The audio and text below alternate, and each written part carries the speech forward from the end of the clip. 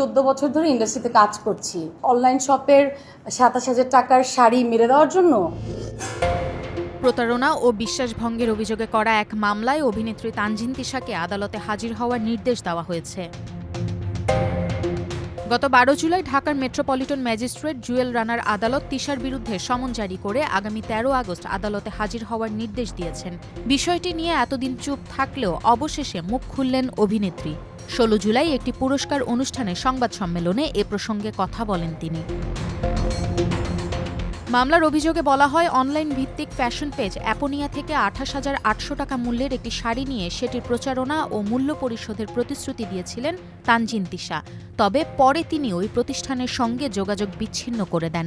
এ ঘটনায় ওই পেজটির অ্যাডমিন আমিনুল ইসলাম প্রতারণা ও বিশ্বাসভঙ্গের অভিযোগে 2025 সালের নভেম্বরে আদালতে একটি মামলা করেন। মামলার প্রসঙ্গে তিশা বলেন, আমি যেদিন সিনেমার শুটিং শুরু করি তার ঠিক দ্বিতীয় দিনে লিগ্যাল নোটিশ পাই। তার 5 থেকে 6 দিনের মাথায় আমার নামে মামলা হয়ে যায়।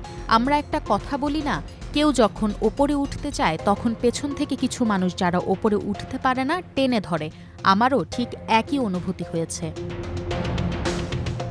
তিশা বলেন, আমি 14 বছর ধরে ইন্ডাস্ট্রিতে কাজ করছি একটা অনলাইন শপের 27,000 টাকার শাড়ি মেরে দেওয়ার জন্য।